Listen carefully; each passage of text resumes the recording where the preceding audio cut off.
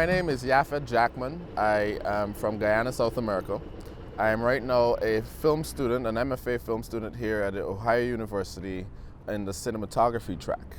Coming to OU is a dream becoming reality. I've always dreamt about coming here, then I actually got here, so I was living in sort of a surreal space for like a month. Walking on campus, I'm like, geez, I'm actually here. The first place that I actually wanted to go to, the first school here was Media Arts, the School of Media Arts. Then I met Eric Williams, I met Vibert Cambridge, I met Mary Rogus, and I started talking to these people, and they were like, why do you want to do the media school? You should get into film. Like, the film school is the school that you should be interested in. So OU was always the umbrella, but then it shifted from media school to School of Film. Now that I've really soaked it all in and like interacting with the people, my classes, my professors, my classmates, it has really opened my eyes and it has broadened my horizons for what I thought I was pursuing in my career. I came here with intentions of being open-minded and just trying to figure out, not necessarily to find my path, but to more like be a little bit more focused on what it is that I think that I'd want to do. And coming here gave me that sharp focus. Like, I knew that I love cameras and I love lighting and everything else before, but then I really love it now with everything that I've done, all of the film sets that I've worked on, the people that I've worked with, the classes that I've taken to improve that. It just made it very real for me.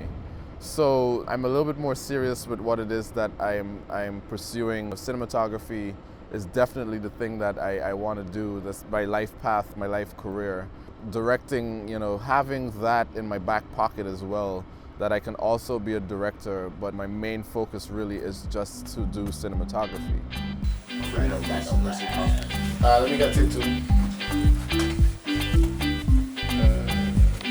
Yeah, got it.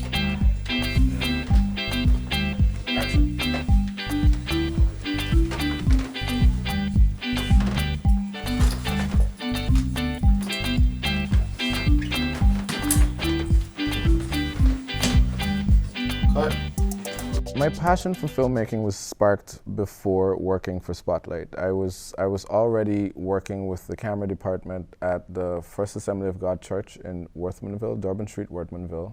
They had created a children's program at the time, or they were working on creating a children's program to be broadcasted on the national television network. So I always liked the camera, and they started talking about the program, and we were like, okay, so why not? I jumped into it, and we just started shooting mini interviews, mini drama pieces, fun stuff for children to look at, because there was a shortage of children's programming. So we sort of filled that gap just for a little bit. Of course, it's something as a local church, we don't have like a humongous budget to like do 10 series or 10 episodes of whatever, so we did it whenever we could have and tried to sustain it for as long as we could. But I was always behind the camera. I went from just being a cameraman to editing, mixing the shows, editing the shows, live mixing and live switching and stuff like that. So my passion just kept snowballing from there. Are we doing these MOS or? Yeah, MOS. Sure. Positive.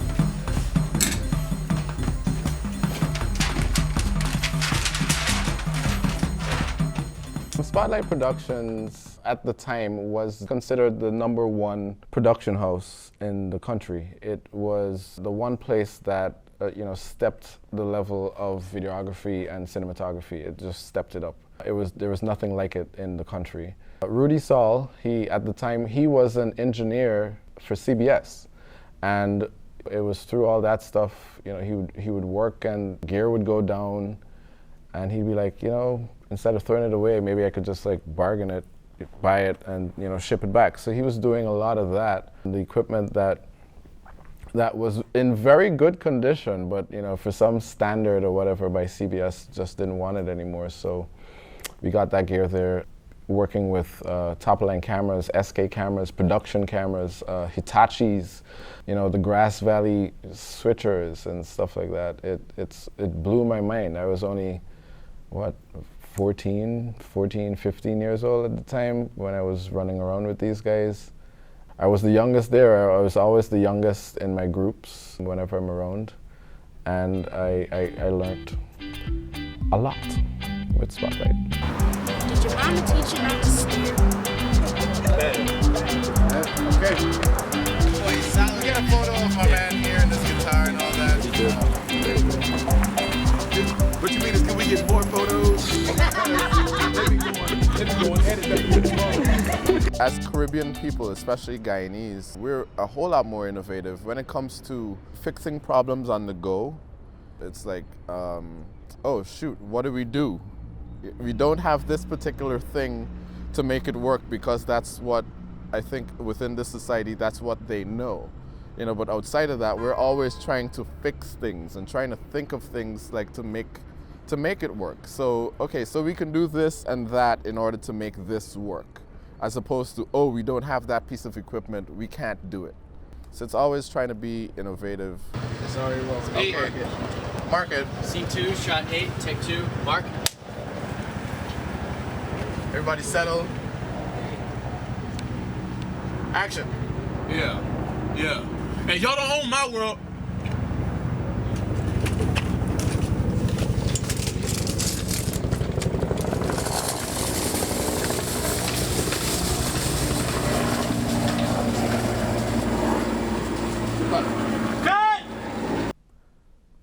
I think the work that I started doing back in Guyana has ably prepared me for work here at OU. Funny enough, there's some things that I'm doing here at OU, and I guess because I was so versed in, you know, doing this work at such a young age, so my experience is just like accumulated over time, and now that I'm here, it's just a breeze. Oh, I can do that, I can do this.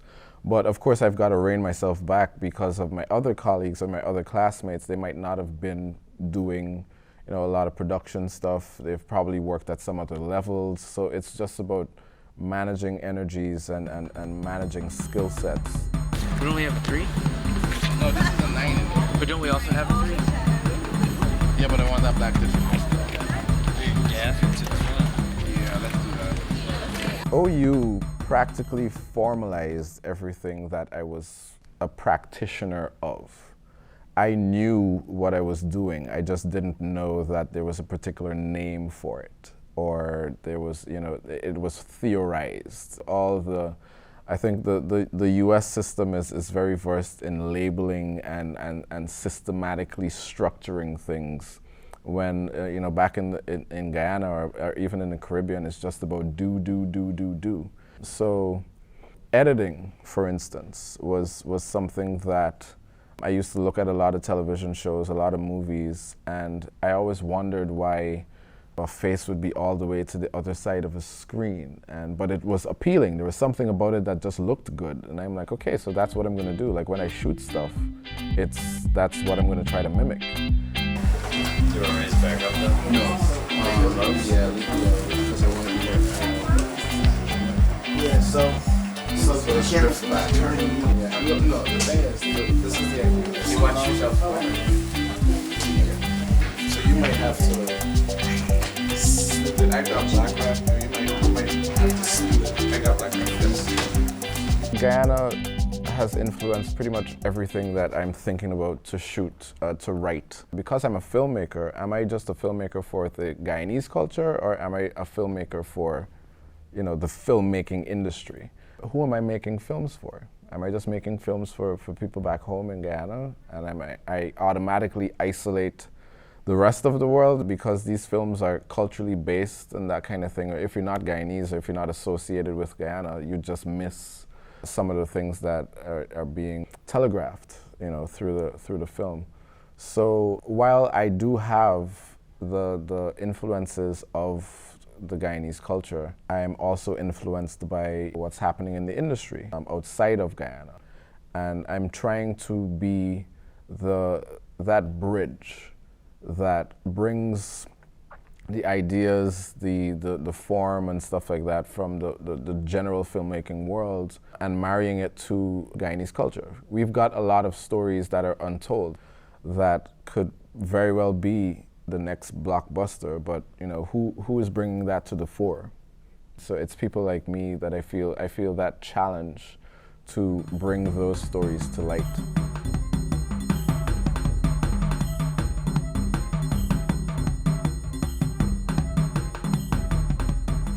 Born on Ben Street, used to run on the corner just like everybody else. Play football whenever I get the chance to play football. Field fish in the gutter whenever I had the chance to field fish in the gutter. Run through alley, make trouble, them kind of thing. Run by the corner shop. Do all of that. Never really had the big prestige and all them kind of thing. The access, the big money, never had it. But I had a dream. So the dream was this. I like TV. I want to see what's going on TV. I want to make a film. I want to make a commercial.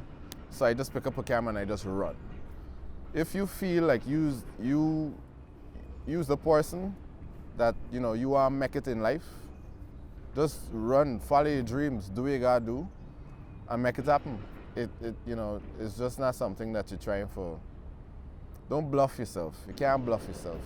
Believe in yourself, run in it, do what you gotta do, make it happen.